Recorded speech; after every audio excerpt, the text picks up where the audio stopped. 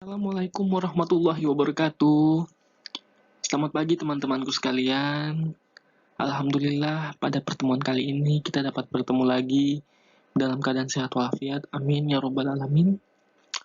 Pada pertemuan kali ini saya akan sedikit menjelaskan mengenai Khulafaur Rasyidin dan ibrah yang dapat kita ambil dari para khalifah. Khulafaur Rasyidin secara bahasa terdiri dari dua kata, yaitu khulafa dan ar-rasyidin. Kata khulafa merupakan jamak dari kata khalifah, yang artinya pengganti, sedangkan kata ar-rasyidin artinya mendapat petunjuk. Jadi, khulafaur rasyidin menurut bahasa adalah orang yang ditunjuk sebagai pengganti, pemimpin, atau penguasa yang selalu mendapat petunjuk dari Allah Subhanahu wa Ta'ala. Khulafaur rasyidin sendiri dalam Islam ada 4, yaitu Abu Bakar As-Siddiq, Umar bin Khattab, Utsman bin Affan, dan Ali bin Abi Thalib. Berikut adalah ilustrasi dari Khulafaur Rasyidin. Dari kiri ada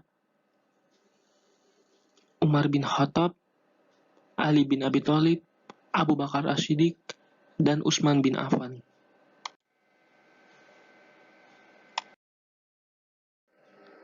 Yang pertama, Khalifah Abu Bakar As-Siddiq. Nama asli beliau adalah Abdullah ibnu Quhafa At-Tamimi. Di masa jahiliyah bernama Abdul Ka'bah. Setelah masuk Islam, Nabi mengganti namanya menjadi Abdullah Abu Bakar. Namun orang-orang memanggilnya Abu Bakar. Abu Bakar lahir pada 572 Masehi di Mekah, tidak berapa lama setelah Nabi Muhammad lahir. Setelah wafatnya Nabi Muhammad SAW, beliau menjadi khalifah Islam yang pertama pada tahun 632 Masehi hingga tahun 634 Masehi. Ada sedikit kisah di balik pembaiatan Khalifah Abu Bakar As-Siddiq. Di tengah kekosongan pemimpin umat Islam Nabi Muhammad SAW, ada golongan sahabat dari Bani Ansar yang berkumpul di tempat Safikah Bani Saidah. Tempat ini adalah tempat berkumpulnya kabilah Khazraj, adalah salah satu kabilah yang berasal dari Bani Ansar. Pada waktu itu dipimpin oleh Sa'ad bin Ubadah, seorang terkemuka suku Khazraj. Pada waktu Sa'ad bin Ubadah mengajukan wacana dan gagasan tentang siapa yang pantas untuk menjadi pemimpin sebagai pengganti Rasulullah, ia menyatakan bahwa kaum Ansarlah yang pantas memimpin kaum muslimin. Ia mengemukakan demikian sambil berargumen bahwa golongan Ansarlah yang telah banyak menolong Nabi dan kaum Muhajirin. Tentu saja, gagasan dan wacana ini disetujui oleh para sahabat dari golongan Ansar. Pada saat beberapa tokoh Muhajirin seperti Abu Bakar, Umar bin Khattab, dan Abu Ubaidah bin Jarrah dan sahabat Muhajirin yang lain mengetahui pertemuan tersebut, mereka segera menuju ke Safikah. Dan pada saat orang-orang Muhajirin sampai, orang Ansar malah menyuruh mereka bersama-sama membaiat Sa'ad bin Ubadah. Akan tetapi, itu ditolak oleh tokoh-tokoh Muhajirin tadi.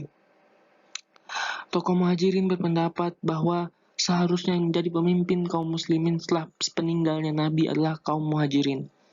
Karena merekalah yang pertama kali memeluk Islam. Dan setelah itu, para kaum Ansar pun mengiyakan. Sehingga keesokan harinya dibaiatlah Abu Bakar As-Siddiq sebagai khalifah pengganti Nabi Muhammad SAW. Ibrah yang dapat diambil pada masa Khalifah Abu Bakar As-Siddiq adalah Abu Bakar As-Siddiq adalah seorang figur pemimpin yang memiliki jiwa bersih, jujur, dan sangat demokratis. Siap dikritik dan diberi saran, peduli terhadap keselamatan dan kesejahteraan umat. Apabila sosok pemimpin seperti Abu Bakar ada pada zaman kini, pastilah kemakmuran dan keadilan akan merata pada setiap lapisan masyarakat. Yang kedua, Khalifah Umar bin Khattab.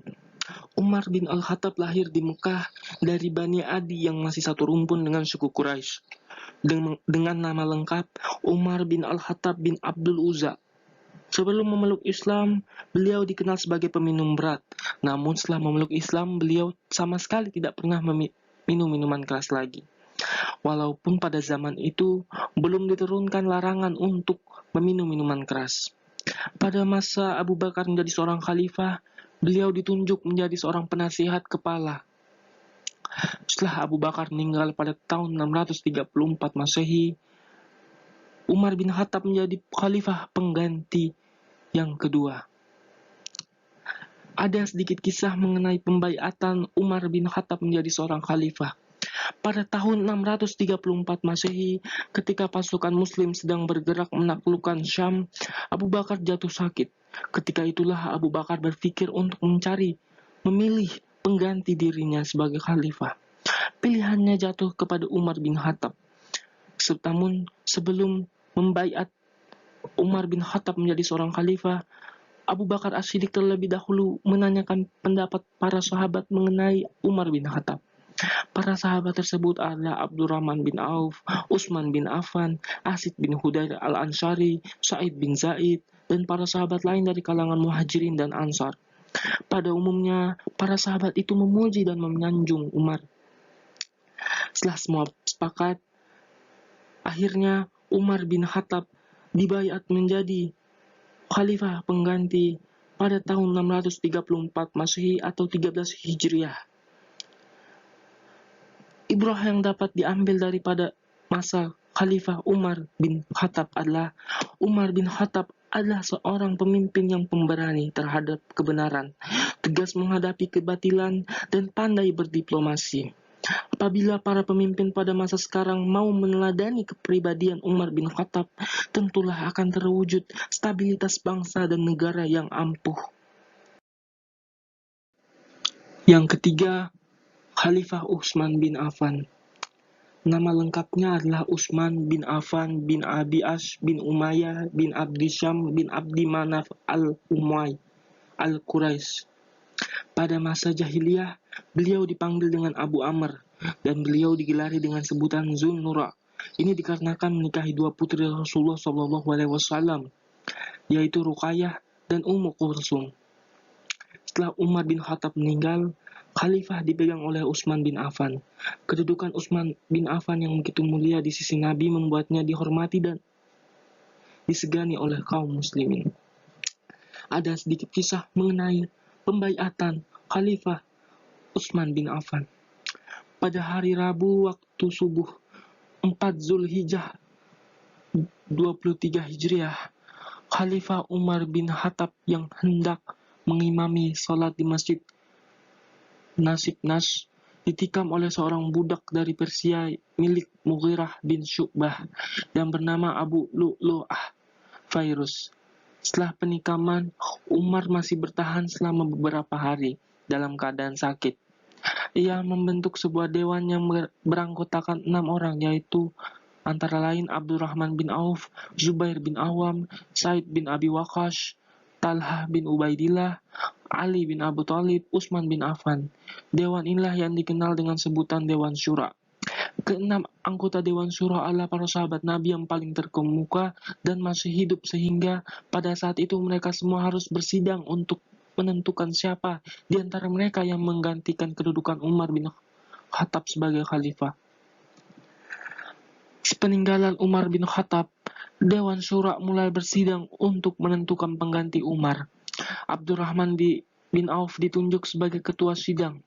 Sidang berjalan alot sehingga selama 3 hari lamanya. Pada hari terakhir, Abdurrahman bin Auf, Zubair bin Awan, Sa'id bin Abi Waqqas, dan Talhah bin Ubaidillah mengundurkan diri dari percalonan. Maka calon khalifah yang tersisa hanyalah Ali bin Abi Thalib dan Utsman bin Affan. Sebagai khalifah, ketika dibaiat, usia Utsman bin Affan hampir 70 tahun. Ia terpilih menjadi khalifah mengalahkan Ali bin Abi Thalib sebagai khalifah karena pertimbangan usia. Ibrah yang dapat diambil dari masa kepemimpinan Utsman bin Affan adalah Utsman bin Affan adalah seorang pemimpin yang berjuang meneruskan perjuangan para khalifah pendahulunya. Beliau mampu melakukan perluasan wilayah kekuasaan yang patut dikenang. Beliau mampu membentuk Angkatan Laut Arab. Corak kepemimpinan beliau yang patut dicontoh dan diterapkan yaitu sifat keterbukaan dan demokratis. Yang keempat, Khalifah Ali bin Abi Thalib. Ali bin Abi Thalib lahir Jumat 13 Rajab di kota Mekah sekitar tahun 600 Masehi. Ia lahir dari pasangan Abu Thalib bin Abdul Muthalib dan Fatimah binti Asad. Ketika lahir, ibunya memberi nama Haidar yang artinya singa. Namun sang ayah lebih suka menamainya Ali yang artinya tinggi dan luhur. Abu Thalib adalah kakak Abdullah ayah Nabi Muhammad. Jadi Ali dan Nabi Muhammad SAW adalah saudara sepupu. Setelah terbunuhnya Sayyidina Utsman, kaum muslimin meminta kesediaan Ali untuk dibaiat menjadi khalifah. Mereka beranggapan tidak ada orang lagi yang patut menduduki kursi khalifah setelah meninggalnya Utsman bin Affan kecuali Ali bin Abi Thalib. Ada sedikit kisah mengenai pembaiatan Ali bin Abi Thalib menjadi seorang khalifah. Pada saat kaum pemberontak mengepung rumah Khalifah Utsman, Ali bin Abi Thalib mengutus kedua anaknya, yaitu Hasan dan Hussein, untuk ikut melindungi Khalifah Utsman. Namun hal itu tak mampu mencegah bencana yang menimpa Khalifah Utsman dan kaum muslimin. Khalifah Utsman terbunuh secara keji pada tahun 656 Masehi. Beberapa sahabat terkemuka seperti Zubair bin Awam, Talha bin Ubaidillah ingin membaiat Ali bin Abi Thalib sebagai khalifah. Mereka memandang bahwa dialah yang pantas dan berhak menjadi seorang khalifah. Setelah terus-menerus didesak, akhirnya Ali bersedia dibaiat menjadi khalifah pada tahun 656 Masehi bertempat di Masjid Nabawi. Hal ini menyebabkan semakin banyak dukungan yang mengalir sehingga semakin mantap saja ia mengemban jabatan khalifah.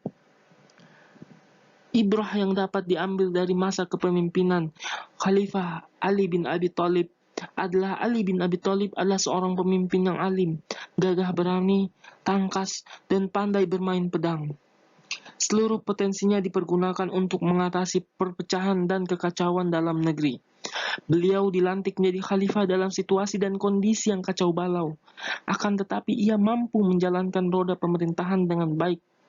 Perjuangan beliau senantiasa untuk keutuhan umat muslim. Apabila para pemimpin zaman sekarang mau meniru kepemimpinan Ali bin Abi Thalib, pasti perpecahan dan kekacauan dapat diatasi dengan mudah.